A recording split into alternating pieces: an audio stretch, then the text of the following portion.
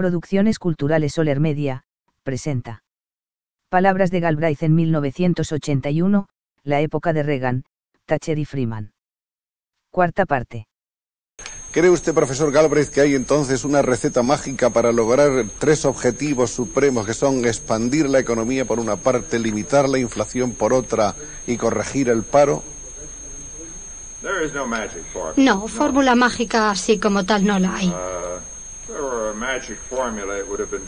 Porque ya se hubiera descubierto antes de ahora, si lo hubiera.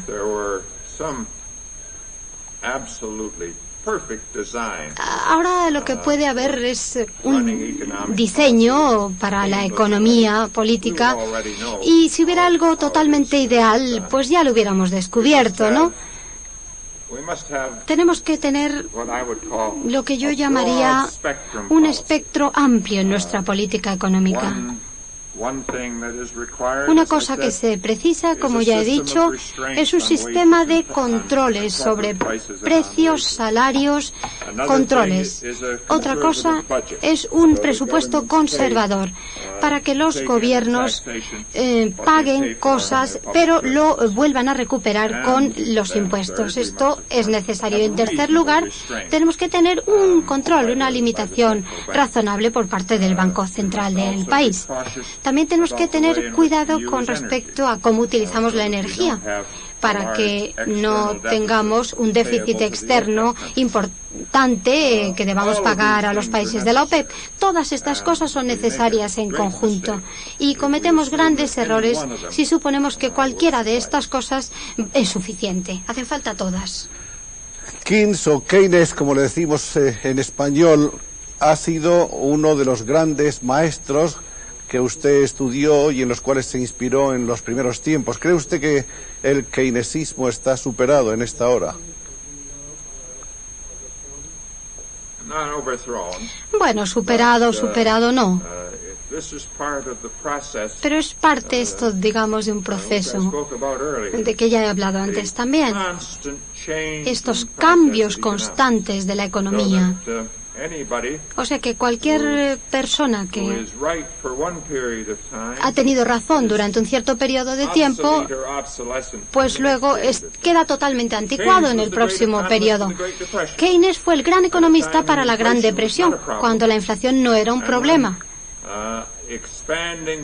cuando la expansión de la actividad gubernamental, del gasto público, eran cosas muy útiles para que la gente volviera a tener trabajo.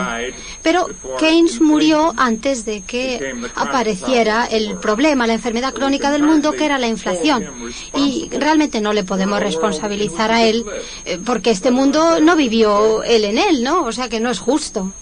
¿Y Marx? ¿Cuánto de Marx está superado y cuánto está vivo, en su opinión?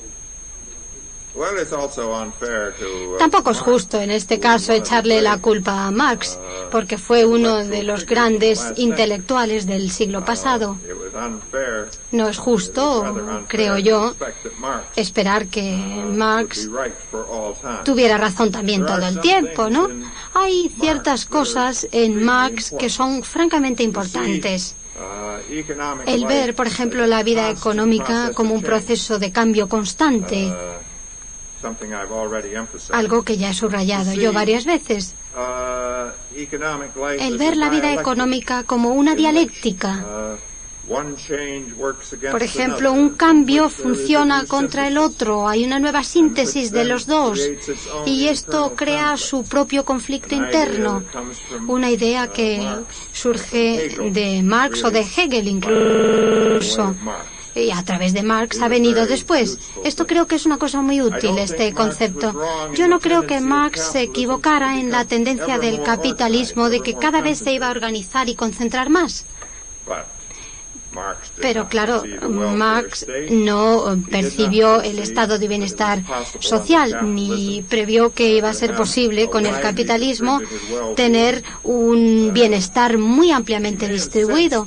Quizás lo hubiera sentido un poco, no lo sé, porque en ciertos momentos habló un poco como si la reforma estuviera en conflicto con la revolución.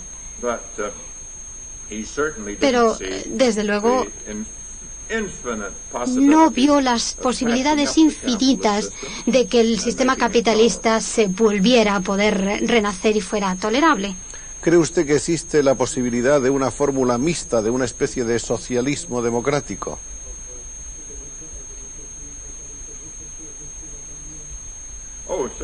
Sí, desde luego que sí. Una cosa que tenemos que tener siempre seguro en la economía es que no hay absolutos. Y, de hecho, el capitalismo en sí también desarrolla una gran mezcla. Porque cuando en una empresa capitalista, una empresa es lo suficientemente grande, ya no puede fracasar, no se la permite eso. Se convierte como una especie de sala socialista del gobierno. La mayoría de las industrias automovilísticas del mundo, Alfa Romeo, Renault, BL, es decir, la British Leyland, ahora Chrysler también. Nadie sabe realmente quién es el dueño de Volkswagen. Todos están ya en el sector público.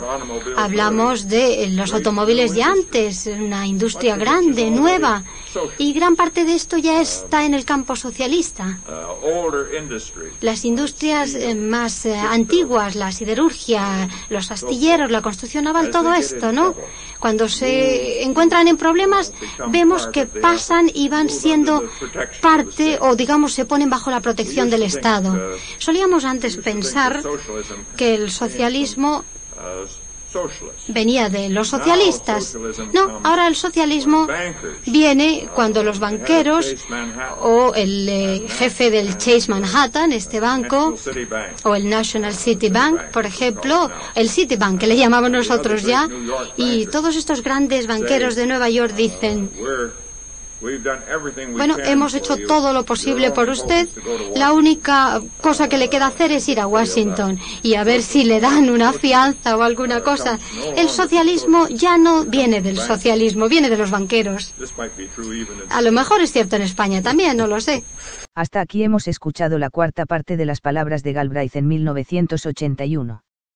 En el próximo capítulo, escucharemos la quinta parte de palabras de Galbraith. Puede adquirir contenidos de cultura económica y acceder a la formación en habilidades profesionales, a través de la web de Soler Media, www.solermedia.es. Recuerde, el conocimiento mejora la calidad de vida.